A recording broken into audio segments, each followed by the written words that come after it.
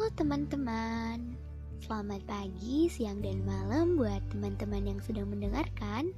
Selamat datang di podcast Mau Cerita. Ceritaku, ceritamu, dan cerita kita semua. Di episode podcast kali ini, kira-kira saya mau cerita apa lagi ya? Nah, kemarin malam saya buat kolom pertanyaan nih di kisah story saya dan saya dapat salah satu request topik yang bakal saya bahas di podcast Mau Cerita. Dan saya pikir-pikir nih, kayaknya pas deh untuk saya bahas hari ini. Seperti judulnya adalah tentang sebuah mimpi. Oke, bercerita tentang mimpi ya teman-teman. Kira-kira pernah gak ditanya kayak gini? Kalau udah dewasa, cita-cita kita mau jadi apa sih? Kita nih mau bermimpi seperti apa ya? 5-10 tahun ke depan, kita mau melihat diri kita itu seperti apa ke depannya. Dan ketika kita nanyain sama diri sendiri tuh, kita jadi bingung dan gak mampu deh jawab pertanyaan itu semua. Sekarang, usia 17 tahun, bagi saya banyak banget hal yang saya perlu pikirkan di masa depan. Dan itu saya nggak dapat jawabannya sampai sekarang. Satu hal yang saya percaya, setiap tanya pasti ada jawabnya kok teman-teman. Saya pernah baca nih satu kalimat yang katanya kayak gini. Titik awal dari sebuah keberhasilan adalah sebuah impian. Bener nggak sih? Apakah kita perlu bermimpi dulu ya baru kita berhasil? Seketika saya berpikir, iya ya, sepertinya penting banget adanya mimpi teman-teman.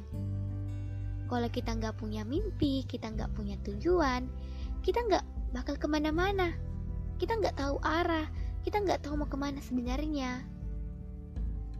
Segala hal yang kita pertanyakan di kepala itu pasti kita nggak dapat jawabannya kalau kita nggak coba untuk bermimpi. Nah, di sini saya bakal flashback dikit ya teman-teman. Kisah saya sejak masih kecil duduk di kelas 3 SD, saya kepengen banget nih punya sepeda. Sampai nangis-nangis minta dibeliin sama orang tua.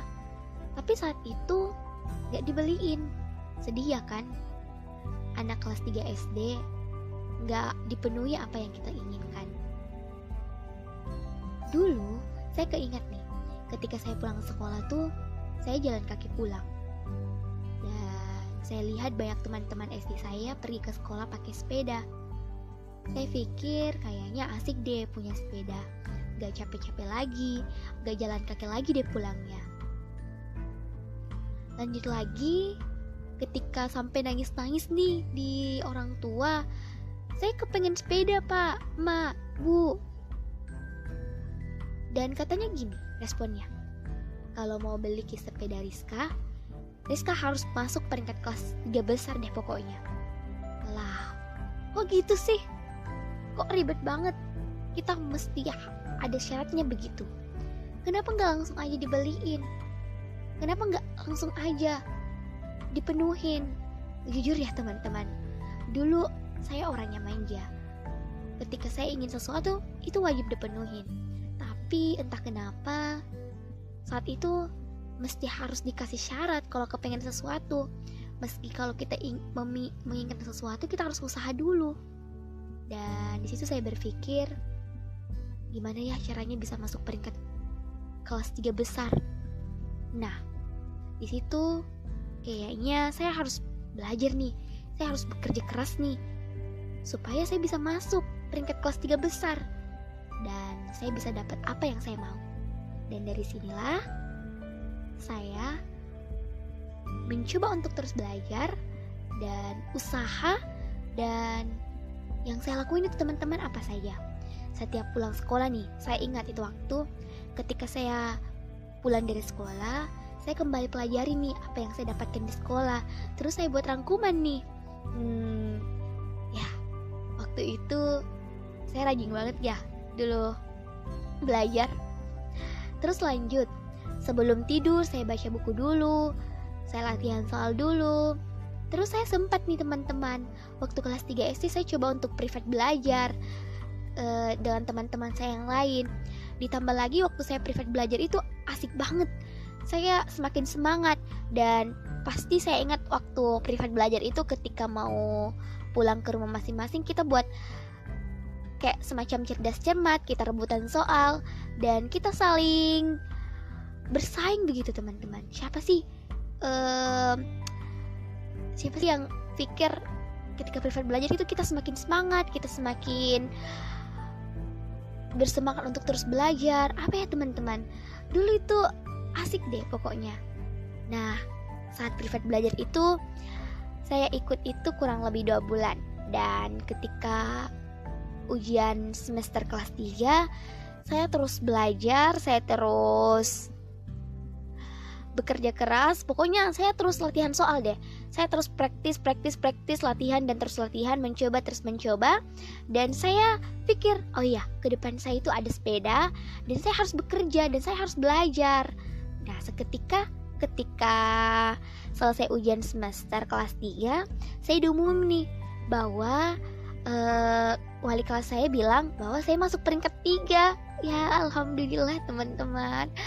Sedikit bahagia, senang, dan akhirnya saya bisa dapat yang saya mau. Saya bisa dapat sepeda, dan seketika saya pulang dari sekolah, saya serahin rapor saya bilang sama orang tua saya bahwa nih, saya dapat peringkat kelas 3 Pak. Langsung Maki bawa Kak ke penjual sepeda, dan saya pilih nih sepeda yang punya keranjang, dan itu waktu namanya sepeda itu adalah sepeda sinking. Dan seketika itu waktu saya bawa sepeda itu pulang ke rumah saya, dan saya senang banget lah. Saya bisa dapat sepeda, saya bisa dapat yang saya mau, dan penuh kerja keras dan penuh belajar, dan pokoknya itu sangat menyenangkan teman-teman. Ketika kita mau belajar, kita mau usaha dulu mendapatkan yang kita pengen, terus kita punya tujuan bahwa saya mau ini, dan untuk mencapai semua ini saya harus usaha dulu, saya harus belajar dulu. Dan itu kisah di masa kecil saya yang buat saya itu, oh iya, untuk dapat ini saya harus usaha dulu. Dan sampai sekarang saya bakal cerita di podcast kali ini, yaitu tentang sebuah mimpi. Oke, balik lagi nih teman-teman. Dari kisah saya di masa kecil, apa ya teman-teman pelajaran yang saya dapatkan? Penting adanya mimpi teman-teman. Contohnya dari kisah saya nih, saya kepengen sepeda, dan untuk dapat itu saya harus punya tujuan. Karena tanpa tujuan kita nggak tahu mau kemana sebenarnya teman-teman. Kadang kita harus menantang diri sendiri dulu. Kita harus kalahkan ketakutan kita dengan keyakinan. Kita target nih teman-teman. Ketika mau penuhi target itu, maka kita harus kejar. Kita harus berusaha semaksimal mungkin. Pokoknya kita tuh harus nikmatin proses aja dulu deh. Nanti kita akan kenal namanya achievement, penghargaan, dan fulfillment, kegagalan. Dan dari situlah dare to dream big. Kita harus mencoba untuk berani bermimpi besar. Kadang kita anak muda dikalahkan sama ego kita sendiri yang besar. Kenapa hal itu saya katakan? Karena saya melihat dari pengalaman, dari lingkungan saya, banyak anak muda ingin melakukan hal-hal yang keren saja, hal-hal yang prestigious, hal-hal yang bergengsi. Dan dari situ saya berpikir, gimana mau mencapai mimpi kalau kita dikalahkan sama ego kita sendiri? Kita mau menginginkan sesuatu hal-hal yang keren-keren saja, hal-hal bergengsi saja. Di situ saya mengatakan ini untuk diri saya sendiri dan untuk teman-teman yang mendengarkan. Kalau kita nggak mampu melakukan hal yang besar, kita bisa lakukan hal yang sederhana. Dari kecil dulu deh teman-teman. Yang penting kita melakukan itu ada tujuannya, ada mimpi yang kita kejar, dan kita lakukan itu dengan hati atau jiwa yang besar. Episode podcast hari ini cukup sekian dulu ya. Kita harus banyak belajar ya teman-teman, bahwa penting adanya sebuah mimpi. Tanpa mimpi kita nggak tahu arah kita mau kemana. Terima kasih udah mampir dan mendengarkan. Semoga bermanfaat. Dadah.